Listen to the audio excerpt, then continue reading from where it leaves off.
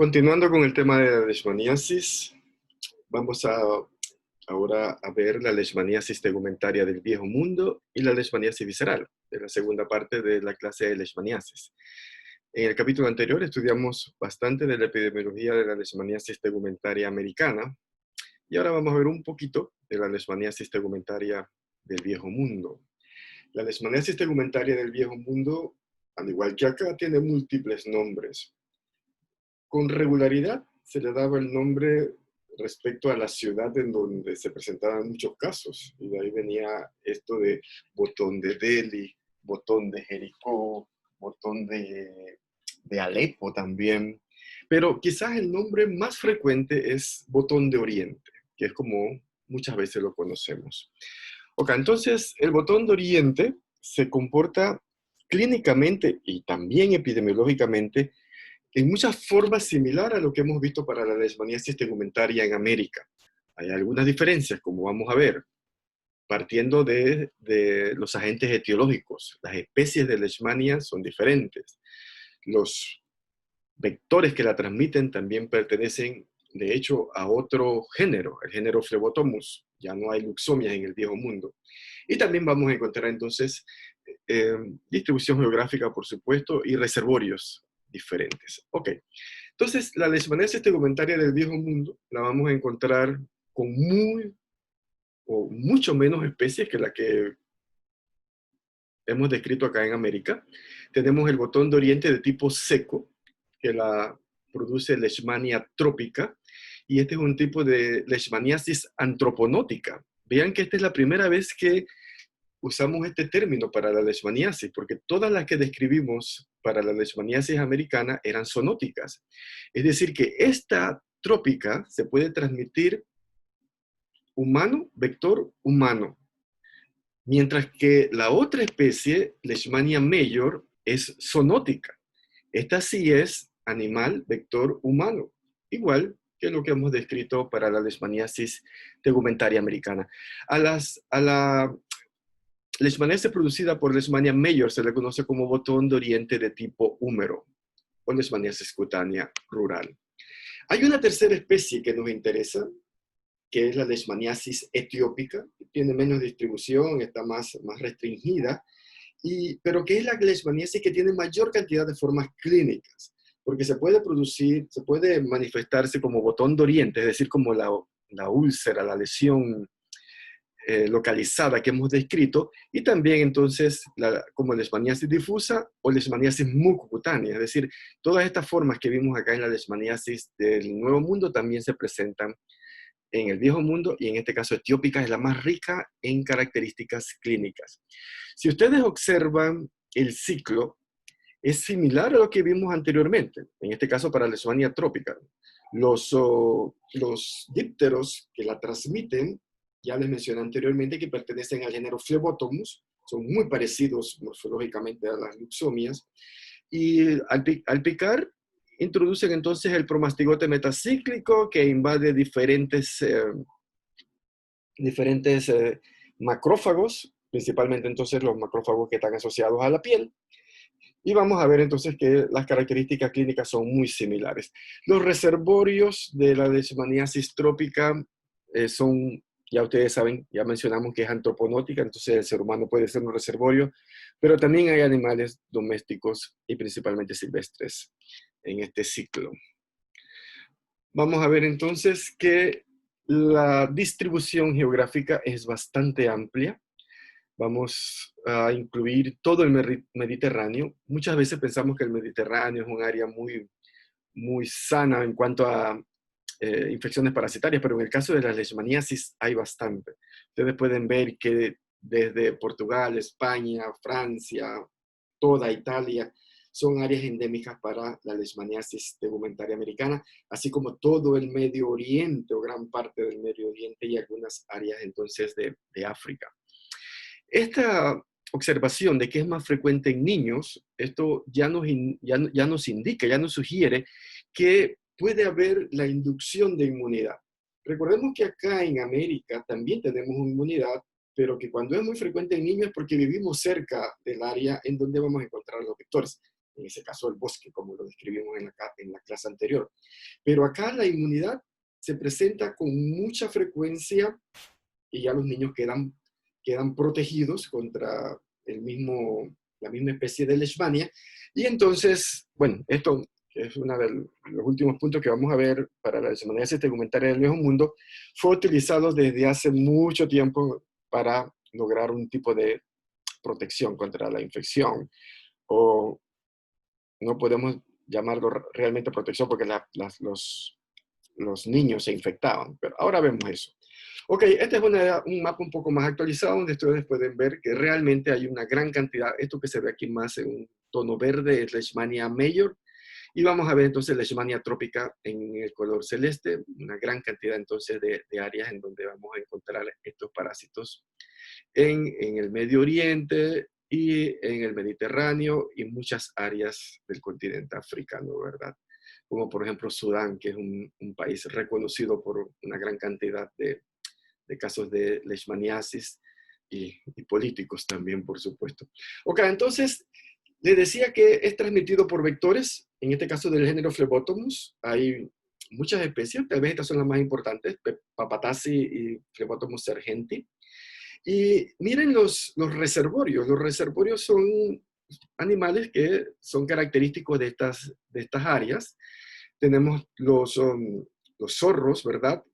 Varias variedades de roedores. Y este que está aquí, que es un animal muy característico de algunas regiones de África, que son los girax. Hay muchas especies, muchos tamaños. Los girax de las rocas, hay algunos que son más grandes.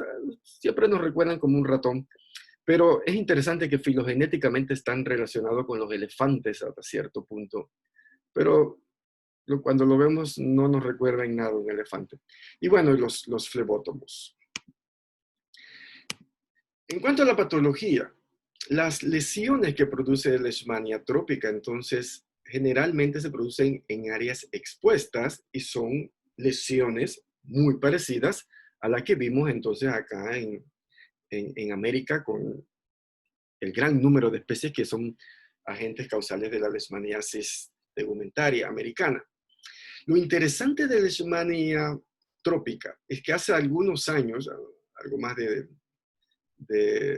ya casi 40 años, ya no son algunos años, se descubrió por primera vez que esta leishmania era capaz de invadir órganos internos, hígado, vaso, médula ósea, y poder entonces causar lo que se denominó una leishmaniasis viscerotrópica. Esto entonces antes no se aceptaba para trópica ni para major, sino que se pensaban que eran leishmanias que siempre se quedaban a nivel cutáneo o mucoso. Pero entonces ya hoy se sabe que la leishmania trópica puede invadir órganos internos y causar algo parecido a la leishmaniasis visceral, que se conoce como leishmaniasis viscerotrópica. Las lesiones, como les mencioné, son muy parecidas a lo que vemos acá en América. Fácilmente, ¿verdad? Ustedes podrían, un niño que venga, ¿verdad? De la Chorrera, de un área rural de la Chorrera, y les presenta con una lesión como esta, ustedes dirían automáticamente es leishmania.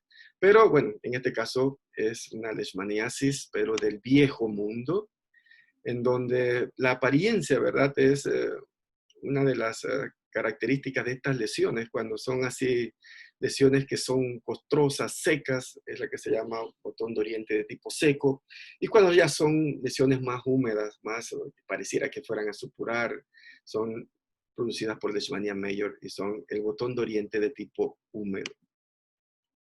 Todas estas son, para que tengan una idea, ¿verdad?, de este tipo de leishmaniasis del viejo mundo, que se parece en gran medida a lo que hemos visto entonces hasta ahora para la leishmaniasis tegumentaria americana.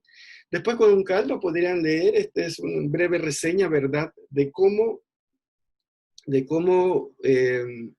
dije que hace 40 años, no hace 30 años, que se hizo esta descripción de los casos, de los primeros casos de leishmaniasis viscerotrópica que se detectaron en soldados americanos que fueron al Medio Oriente en una misión, y cuando regresaron venían con fiebres, plenomegalia, hepatomegalia, con características entonces clínicas, y se pudo aislar parásitos de cultivos, principalmente de médula ósea, que luego de caracterizarlos por isoenzimas y anticuerpos monoclonales.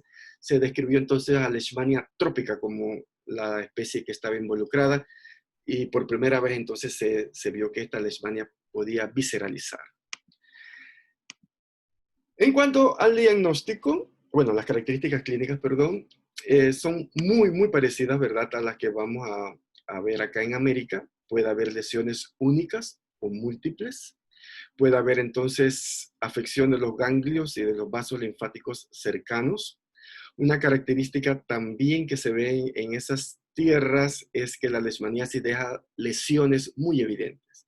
Así como teníamos lesiones acá, que son lesiones depigmentadas o hiperpigmentadas o con lesiones, cicatrices, perdón, profundas, allá también entonces, y esto crea problemas, ¿verdad?, para lo que es la parte cosmetológica, sobre todo entonces en las damas.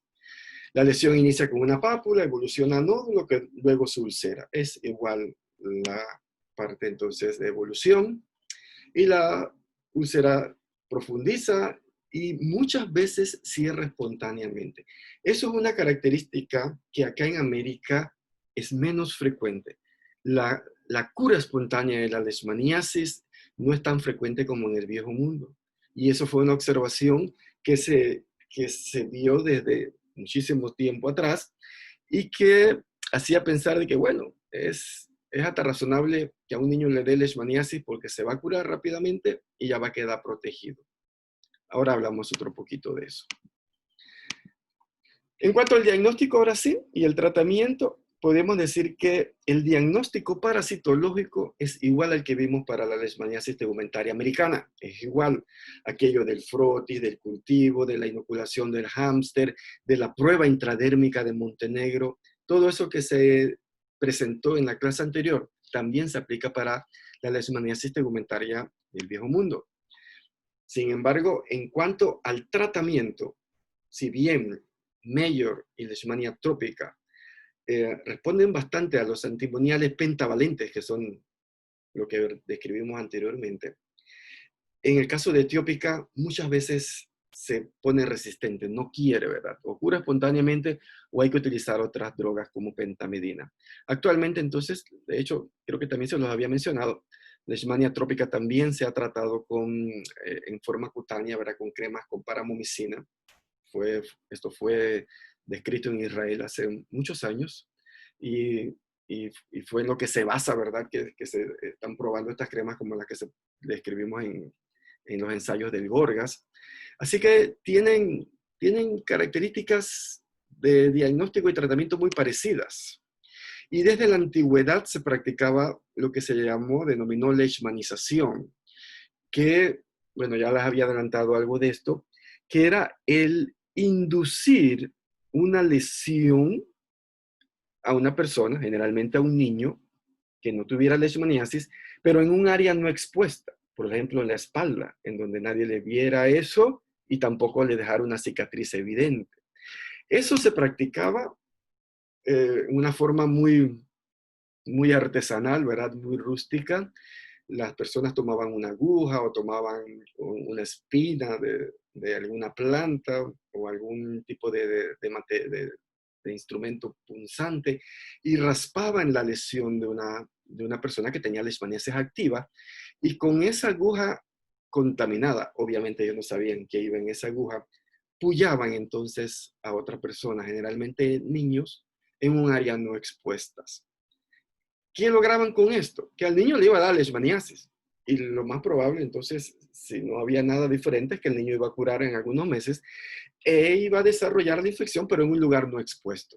Y la cicatriz iba a estar también entonces localizada en un lugar no expuesto y no en el rostro. Esto podríamos hablar de una vacunación primitiva. Esto no es aceptado en nuestros días, éticamente no está aceptable porque usted no está vacunando, no está inmunizando, usted está infectando a otra persona. Pero ya desde estas actividades, ¿verdad? Se podía pensar que en un momento dado la leishmaniasis podía tener entonces una vacuna. No hay vacunas actualmente contra la leishmaniasis, ni contra ninguna de las especies, pero hay muchos grupos que han estado trabajando en esto. Y quién sabe, en un futuro quizás se pueda lograr una vacunación eficiente contra la leishmaniasis, pero todavía no se da. Y esto de la leishmanización, como les decía, era una práctica antigua, no está aceptada actualmente, pero muy interesante de cómo lograron determinar que un instrumento infectado podía, en este caso era contaminado con los amastigotes, podía transmitir la infección a otra persona, y ya obviando entonces la acción del vector. Ok, entonces hasta ahí llegó lo que era la leishmaniasis tegumentaria del Viejo Mundo, ¿verdad? No vamos a profundizar en eso, se parece muchísimo a lo que vemos acá en América. Y vamos a entrar entonces al último tema de la leishmaniasis, que es la leishmaniasis visceral americana y del Viejo Mundo. Vamos a enfocar la verdad en un solo tema. Las características clínicas son muy parecidas. Tiene algunas diferencias epidemiológicas, pero clínicamente son similares. Vamos a ver entonces que esta leishmaniasis o los agentes etiológicos de esta leishmaniasis pertenecen al complejo Donovani, donde tenemos a Leishmania donovani, Leishmania infantum, y acá en América tenemos a Infantum chagassi. Es bastante fácil de recordar por lo de Chagas. Anteriormente, o tal vez ustedes pueden ver en libros viejos, que acá en América, o no tan viejos, acá en América se hablaba de Leishmania chagassi, y se pensaba, ¿verdad?, que era otra especie. Hoy en día se sabe que es la misma especie. Realmente, el Leishmania infantum, la misma especie que está en el Mediterráneo. Hay algunas hipótesis que dicen que fueron traídos con perros infectados por los españoles, eso no se ha comprobado. Algunos otros insisten en que ya la infección estaba acá cuando llegaron, en otros animales. Pero el hecho es que cuando se comprobaron los estudios moleculares, sobre todo se confirmó que lo que había acá en América era Infantum. Un poquito diferente a Infantum del Mediterráneo, por eso entonces es una subespecie, Leishmania infantum chagassi. En muchos lugares, ¿verdad?, se le conoce a esta enfermedad como leishmaniasis visceral, muchos lugares. Pero quizás el nombre más famoso es Kala-Azar, que quiere decir fiebre negra, enfermedad negra, que fue descrito originalmente en la India. Hay una historia muy bonita de cómo se describió, cómo se hicieron los primeros, los primeros estudios de la leishmaniasis en la India.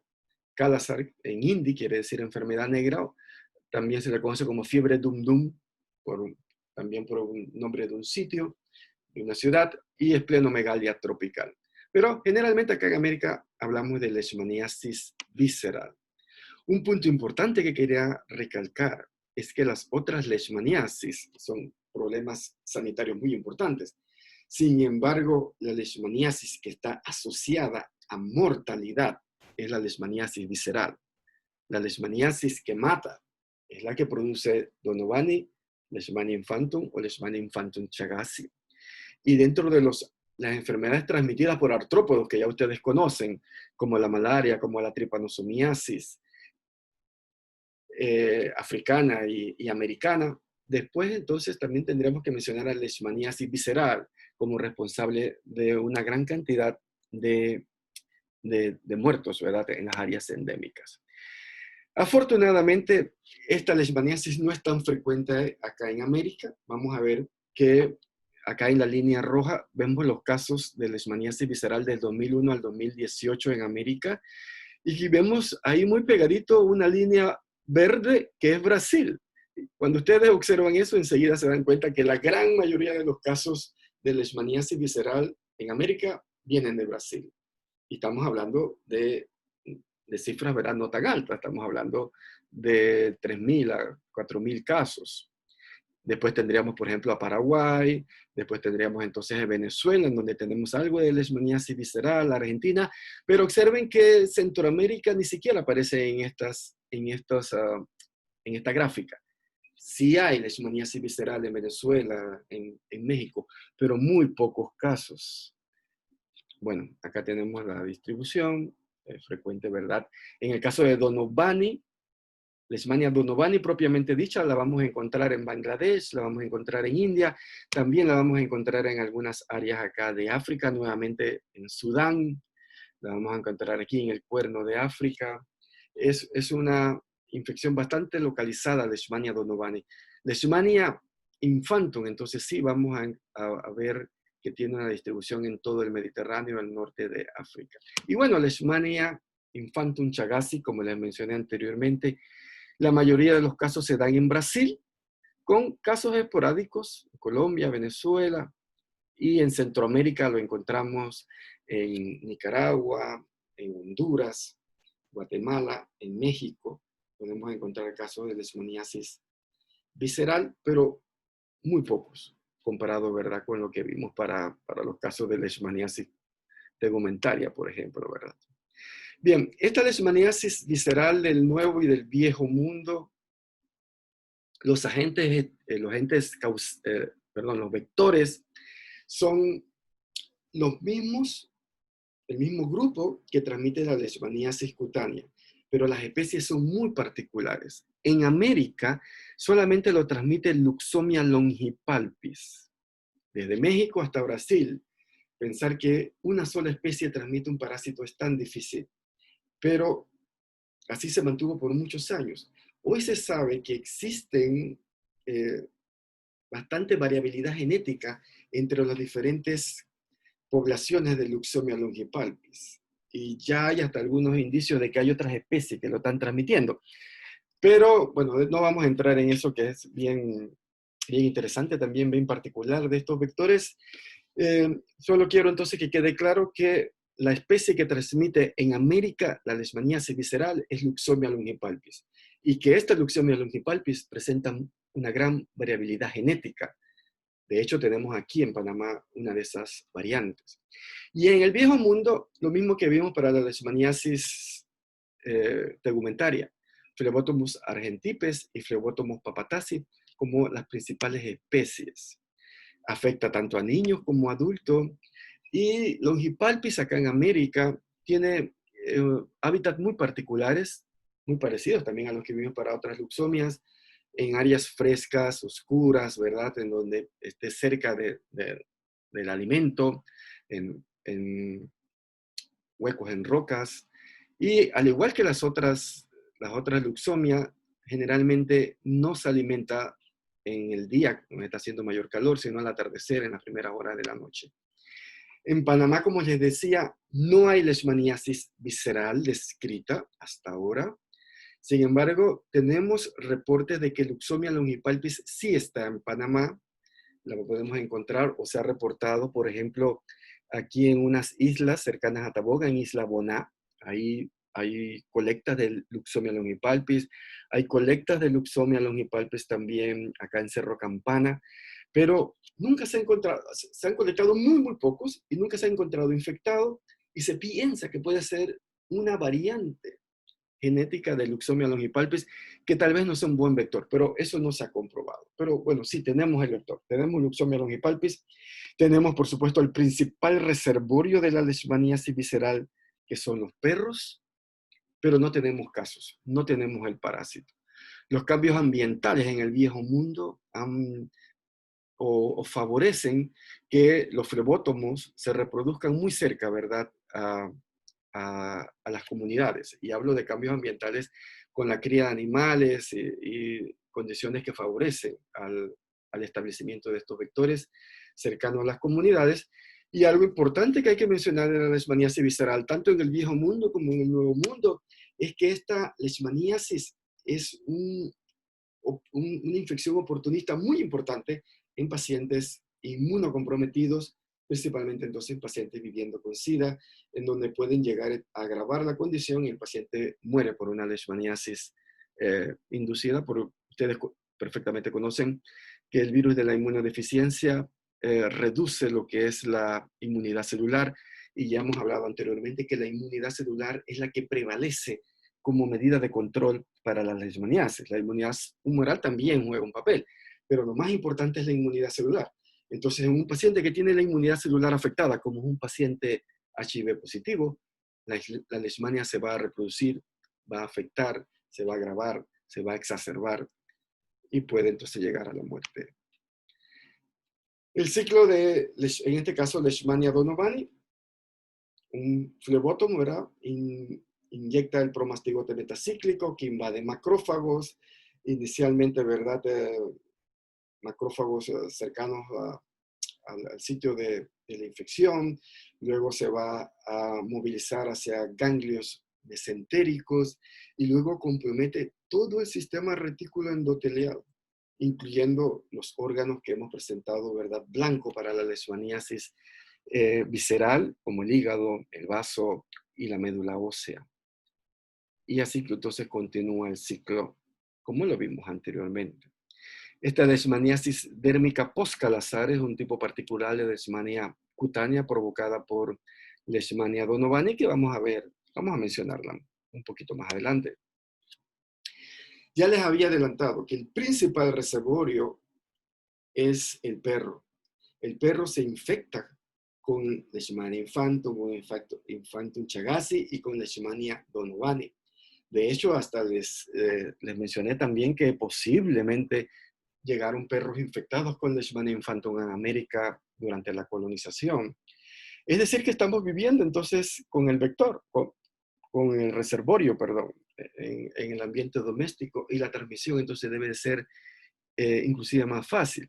Sin embargo, esto en teoría permitiría también controlar la leishmaniasis visceral de una manera más fácil que si fuese zoonótica. Ya hay vacunas contra la leishmaniasis visceral para perros, porque si el perro está protegido, el perro entonces no va a ser fuente de infección para los vectores, y si el vector nos infecta, entonces, bueno, el vector puede picarnos, pero no nos va a transmitir entonces la infección. Esto es muy interesante, no es una vacuna 100% eficiente, algunos perros se llegan incluso a enfermar, pero sí tiene un buen rango de protección. Los perros se enferman, y muchos perros mueren, y las campañas para el control de la leishmaniasis visceral abarcaban entonces o incluían el sacrificio de todo perro que tuviese una reacción positiva, una reacción serológica, una reacción clínica. ¿Por qué? Porque es un reservorio. O sea que no puede haber un perro infectado en el hogar, sea de quien sea de la raza quien sea, había que sacrificarlo en pos del bienestar de la comunidad. Les decía que los perros también se enferman. Ellos entonces desarrollan fiebre, patosplenomegalia, anemia, trombocitopenia, leucopenia, se les cae el pelo, desarrollan estas afecciones cutáneas, les crecen las uñas. Es decir que el crecimiento de los ganglios también igual. Son un buen modelo para trabajar la leishmaniasis visceral.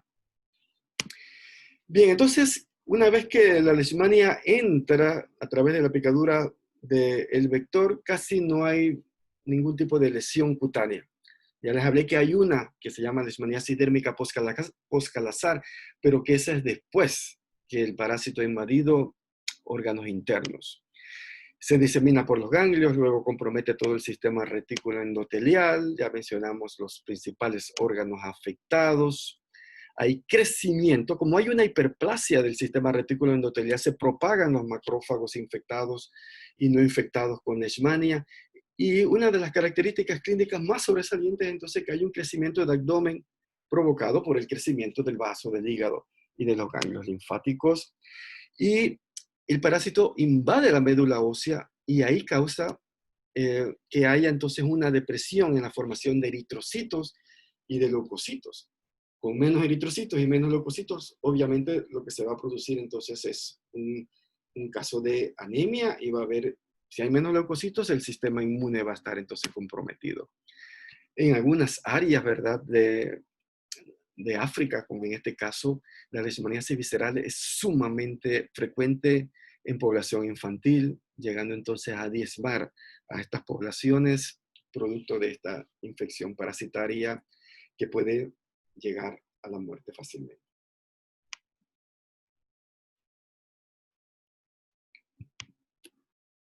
Bien, el periodo de incubación varía mucho, algunas veces poco tiempo, ¿verdad? En menos de un mes ya están instaladas las características clínicas, pero después en otros casos se demora mucho, varios meses, hasta 10 meses, y en personas resultan asintomáticas que, bueno, estos son los menos, pero que también pueden entonces ser importantes como reservorios de la infección. Una característica clínica importante de la leishmaniasis visceral es que induce fiebre. Estos pacientes con mucha frecuencia tienen fiebres, picos febriles, ¿verdad? Cada 24 horas con leucopenia, linfocitosis. Y como decíamos anteriormente, estos pacientes que previamente estaban infectados con VIH presentan entonces síntomas exacerbados, incluido entonces la fiebre. Vamos a ver que hay crecimiento del vaso, la esplenomegalia, la hepatomegalia. Sobre todo en el viejo continente, sobre todo en la India, se produce una hiperpigmentación de la piel en estos pacientes, que de ahí viene el nombre de Kala-Azar, o de enfermedad negra. Anemia, leucopenia, trombocitopenia. Y esto lleva entonces a un estado de deterioro general del paciente, que puede entonces agravarse cuando infecciones secundarias por virus, parásitos, bacterias, pueden llevar entonces a la muerte del paciente. Complicaciones entonces a todo nivel hasta que se produce la muerte del paciente si no es tratado. Se ha descrito que en muchos de estos pacientes que el tratamiento no fue eficiente, ya sea porque se dieron las dosis inadecuadas, porque hubo un abandono del tratamiento por parte del paciente. Se ha logrado detectar que en estos pacientes, a veces, bueno, a veces no totalmente ligado al tratamiento, que en algunos pacientes la leishmania abandona, digamos así, los órganos internos y se traslada a la piel, formando estos nódulos que en algún caso nos recuerdan, ¿verdad?, a las lesiones causadas durante una leishmaniasis difusa en América o por leishmania etiópica en África. Pero estas lesiones son características de la leishmaniasis entonces de Leishmania donovani, y se le conoce como leishmaniasis dérmica post-Kala-Azar. Pero tienen una diferencia bien marcada en cuanto a la leishmaniasis difusa, y es que responde al tratamiento. Recuerden que para la leishmaniasis difusa no hay tratamiento. Para la leishmaniasis dérmica post-Kala-Azar sí hay tratamiento. Este es un caso clásico de leishmaniasis dérmica post-Kala-Azar de un paciente chino que luego de tratamiento curó totalmente. No tengo la foto de cuando curó, pero estaba curado en un 90%, así como en este paciente de la India también curó, o como pueden ver en este otro paciente de la India, ¿verdad?, en donde realmente se comprueba que la leishmaniasis dérmica post-Kala-Azar tiene cura, responde bien al tratamiento. En cuanto al diagnóstico, la leishmaniasis visceral debe de diferenciarse con cualquier otro tipo de afección, ¿verdad?, que produzca fiebre, y eso causa problemas, porque fiebre es una manifestación clínica que es realmente frecuente para otras patologías. Tenemos entonces que el parásito está abundante en el vaso, por ejemplo, y en la médula ósea. Y esto puede ser, bueno, obviamente la esplenomegalia y la hepatomegalia puede orientar a un diagnóstico clínico epidemiológico, pero también puede haber hepatoesplenomegalia con otros orígenes.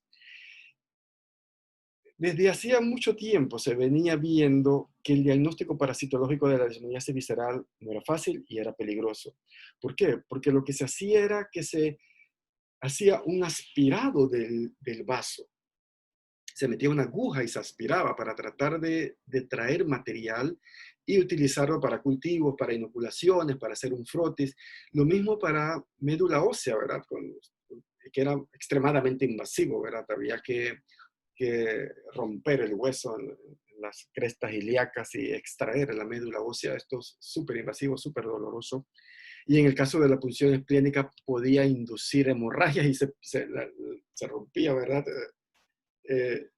Entre comillas, ese vaso, y la hemorragia podía llegar a matar al paciente. Entonces, el recobrar los parásitos para hacer el diagnóstico parasitológico no era fácil, era bastante invasivo.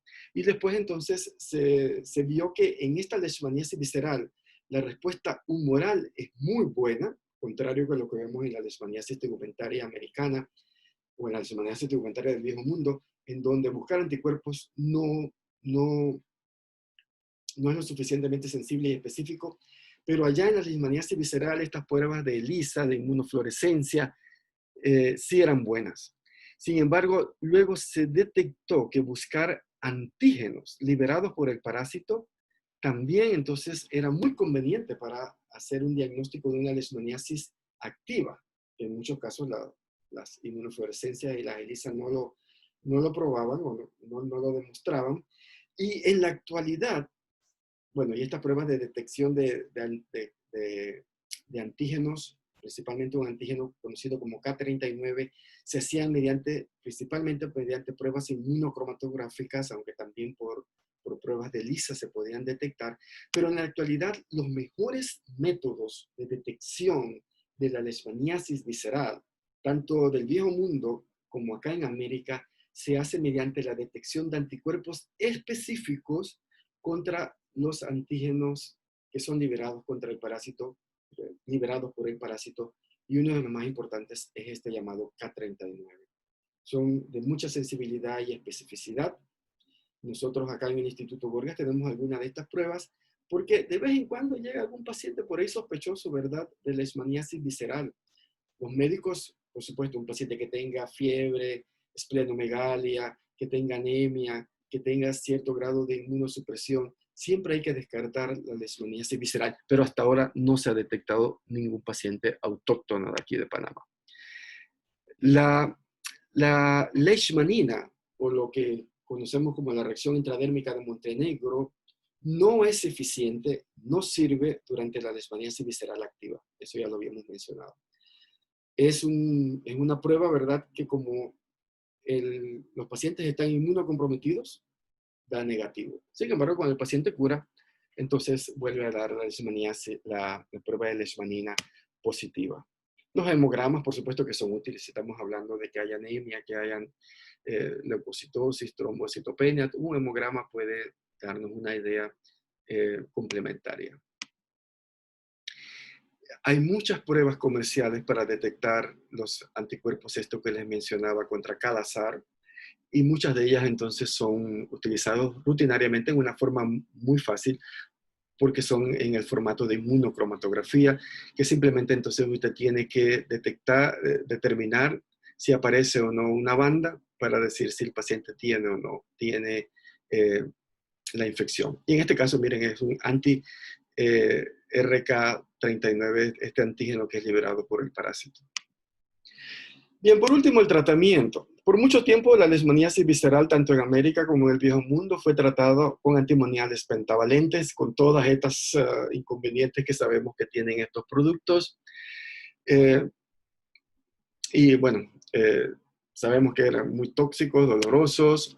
También se utilizó anfotericina B por mucho tiempo y anfotericina liposomal, que es extremadamente costosa. Se sabe que tiene muy buen uso, es una de las drogas de primera elección, hasta que apareció entonces la miltefosina, que era una droga, no se desarrolló para la leishmaniasis visceral, originalmente era una droga antineoplásica.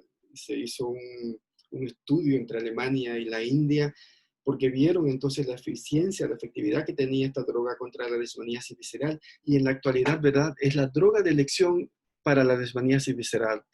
No es barata, tiene sus efectos también colaterales, sin embargo, la vía, ¿verdad?, de administración oral facilita mucho el tratamiento entonces de la leishmaniasis visceral con miltefosina, que por cierto no la tenemos disponible aquí en Panamá. Y esto es lo que quería entonces tratar en referencia, ¿verdad?, a la leishmaniasis visceral americana.